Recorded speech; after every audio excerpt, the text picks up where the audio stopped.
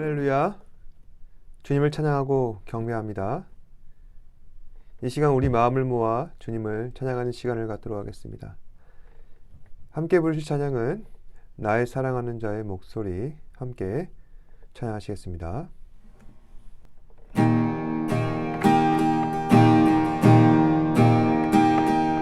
나의 사랑하는 자의 목소리 듣기 원하네.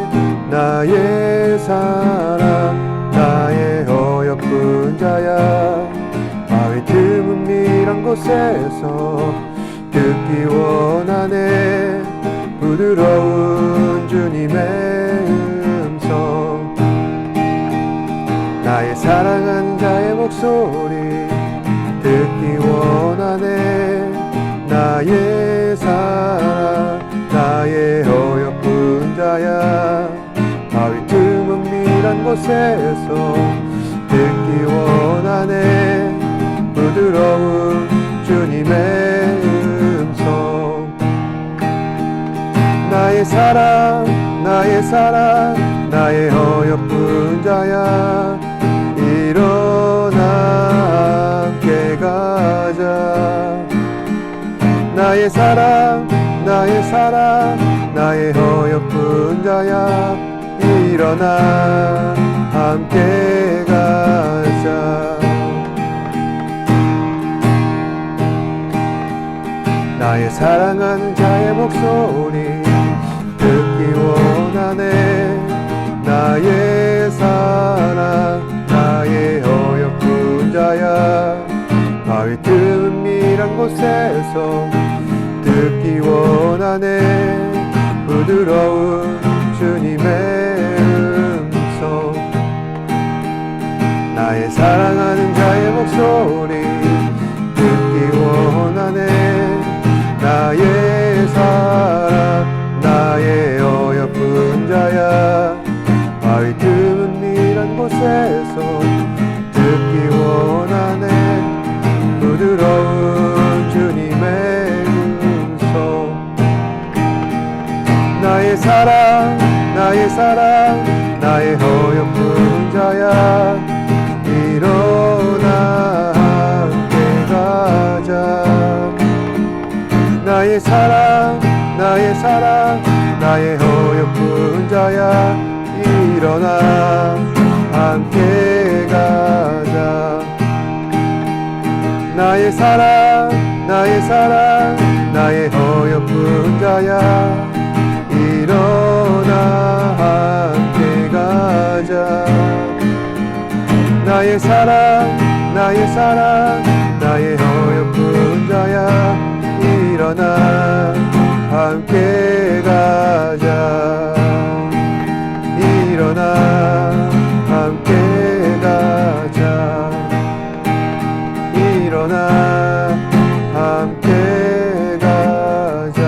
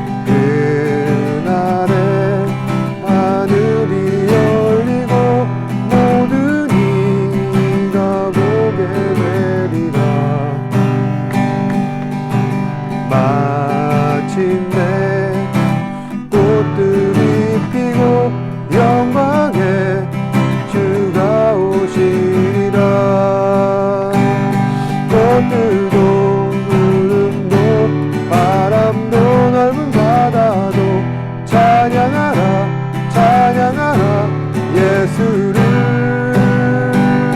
하늘을 울리며 노래해 나의 영혼아 은혜의 주 은혜의 주 은혜의 주 꽃들도 구름도 바람도 넓은 바다도 찬양하라 찬양하라 예수를 하늘을 울리며 노래해 나의 영혼아 은혜의 주 은혜의 주 은혜의 주 꽃들도 구름도 바람도 넓은 바다도 찬양하라 찬양하라 예수를 하늘을 울리며 노래해 나의 영혼아 은혜의 주 은혜의 주 은혜의 주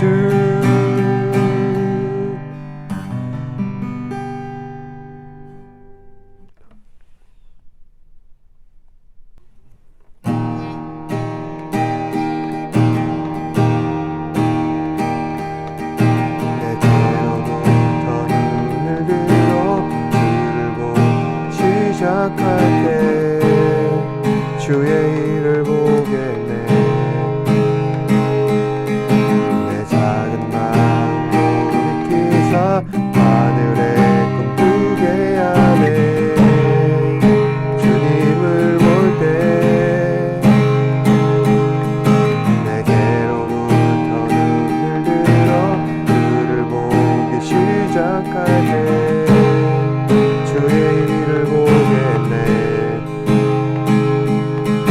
내 작은 마음 돌이키사 하늘에 꿈꾸게 하네 주님을 볼 때 모든 시선을 주님께 드리고 살아계신 하나님을 느낄 때 내 삶은 주의 역사가 되고 하나님이 일하기 시작하네 성령이 나를 변화시켜 모든 눈 사라질 때 주의 일을 보겠네 태양 땅 가운데서 알게 되리 주님을 볼 때 모든 시선을 주님께 드리고 전능하신 하나님을 느낄 때 세상은 주의 나라가 되고 하나님이 일하기 시작하네 모든 시선을 주님께 드리고 살아계신 하나님을 느낄 때 새 삶은 주의 역사가 되고 하나님이 일하기 시작하네 모든 시선을 주님께 드리고 전능하신 하나님을 느낄 때 세상은 주의 나라가 되고 하나님이 일하기 시작하네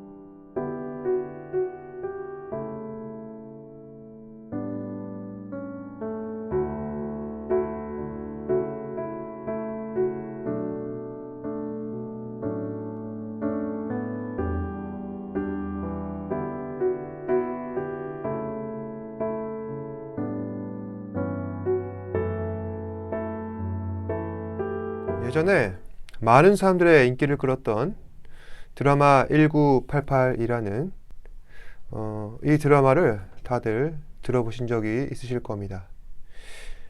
1988년도 하면은 서울 올림픽을 개최했던 바로 그 해이죠. 그때를 배경으로 쌍문동에 살고 있는 다양한 동네 사람들에 대한 이야기를 다루고 있는 드라마가 바로 이 응답하라 1988입니다. 드라마를 보았을 때 그 당시에 제 기억으로는 지금의 기성세대들이 보았을 때 과거를 회상하며 추억할 수 있는 그런 시간이 되었다고 이야기했던 기억이 나고, 또 지금의 MZ세대들은 그 과거의 모습에 신선함을 느껴서 새로운 레트로라 하여서 뉴트로 열풍을 일으키기도 했습니다. 저도 예전에 시간이 될 때 드라마 전체를 한번 쭉 보았습니다. 보면서 여러 가지 생각이 들었죠. 그 중에 하나가 우리 인생 가운데 정말 소중한 가치, 잃어버려서는 안 되는 그 소중한 가치가 있는데, 그것은 우리가 현재를 살면서 얼마든지 찾고 그것을 구하기 위해 노력해야 하는 것이기도 하지만, 어찌 보면은 그 과거 속에서도 얼마든지 우리가 찾아낼 수 있는 거 아닌가 하는 생각이 든다는 것입니다. 그럼에도 불구하고 우리는 새 것은 무조건 좋고 옛 것은 낡았으니 소홀히 대하고 있는 것 아니냐는 것이죠. 단적인 예로 드라마를 처음 시작할 때 이런 장면이 나옵니다. 여러 가정이 드라마에 등장하는데 어느 한 가정에서 맛있는 반찬을 하면은 그것을 옆집에 나눠줍니다.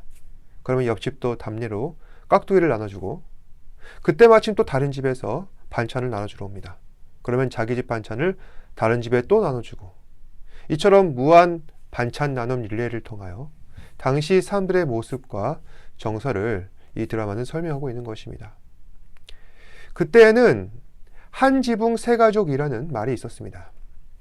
한 집에 세 가족이 살아야 할 정도로 넉넉지 못한 이 살림살이를 빗댄 것이기도 하지만, 옆에 살고 있는 그 이웃들을 향하여서 한 지붕 세 가족이라고 말하는 것입니다.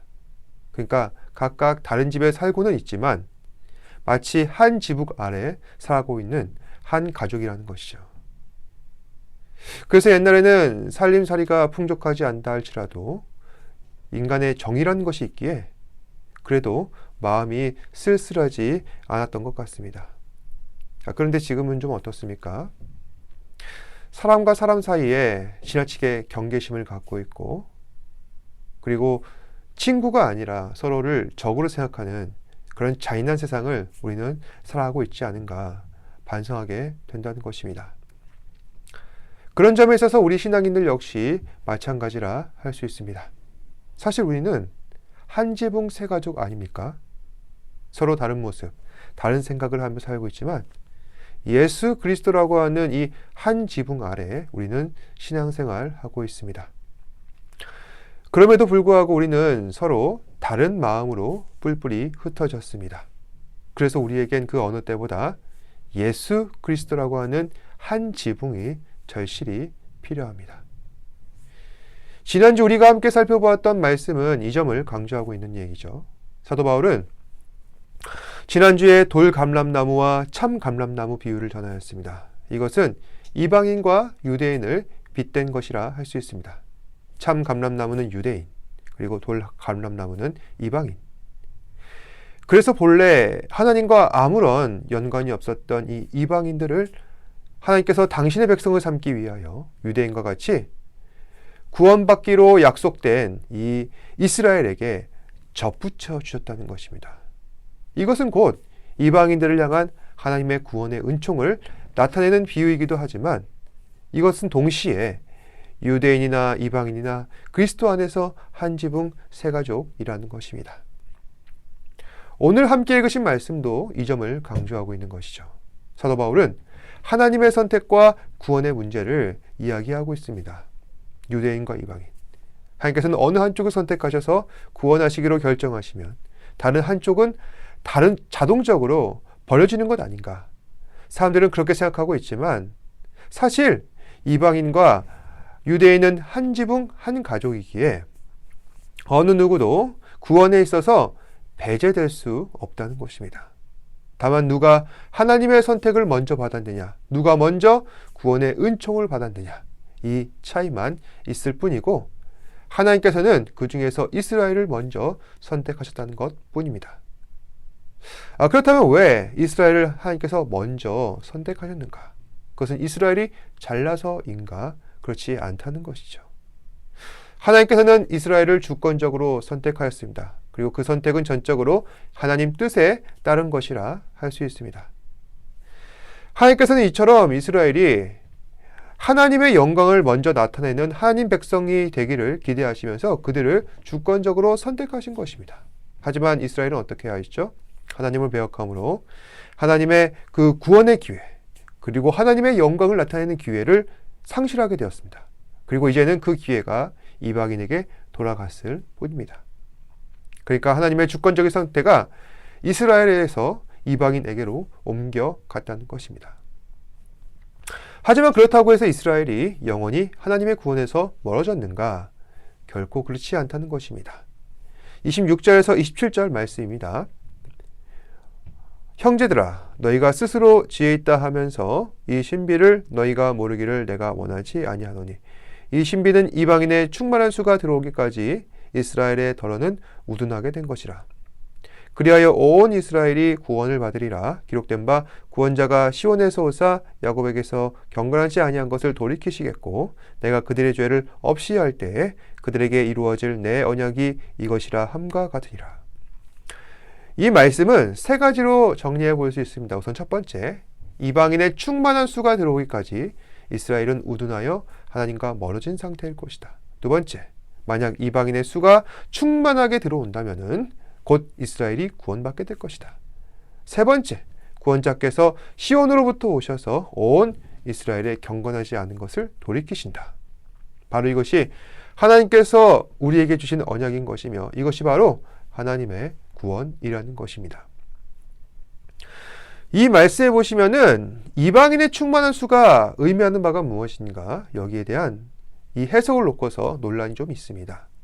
그것은 뭐냐면은 유대인이 아닌 이 사람 전체를 이방인으로 가정하게 된다면은 그들 가운데 하나님께서 구원하시기로 한 예정하신 그 사람들 전부가 구원받는 그때가 바로 이방인의 충만한 수가 아니겠냐는 해석입니다. 그래서 이 해석을 근거로 국내에서는 한때 Back to 예루살렘이라는 운동이 크게 관심을 끌었던 적이 있었습니다.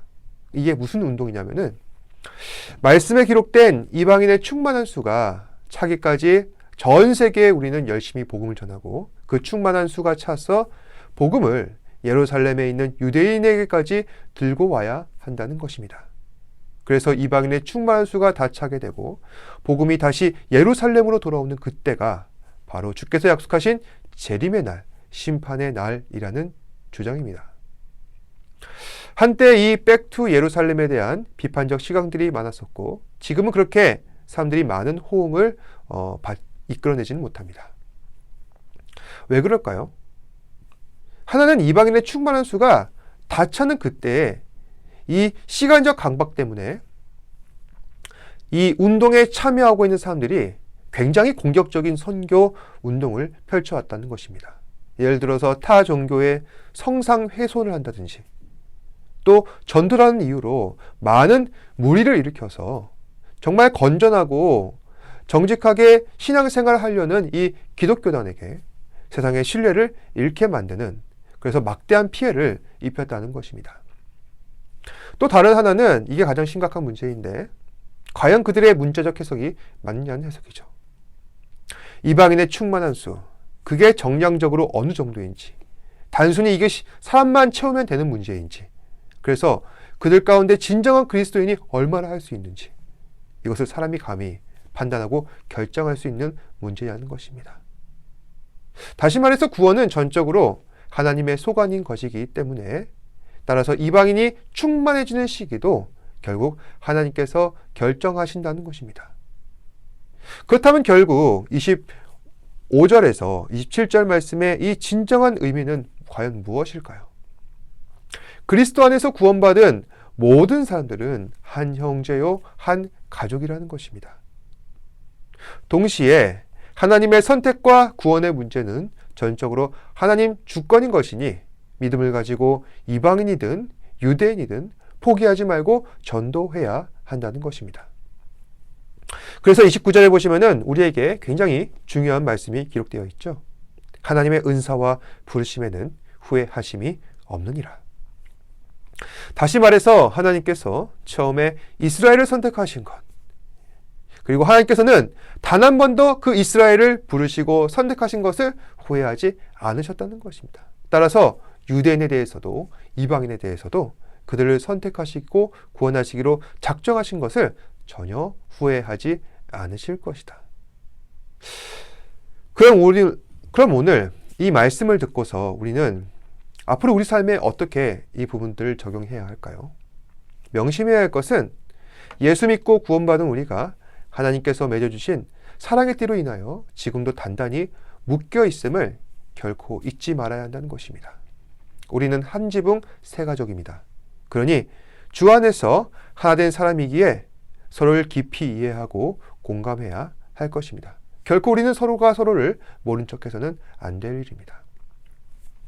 오늘날 많은 사람들이 나 혼자 살아가고 있습니다. 단순히 1인 가구 증가의 이야기를 하는 것이 아니라 한 지붕 아래 살면서도 우리는 서로 각자의 삶을 살고 있다는 것입니다. 오늘날 사람들이 누군가에게 가장 많이 화날 때가 여러분들 언제 있지 아십니까?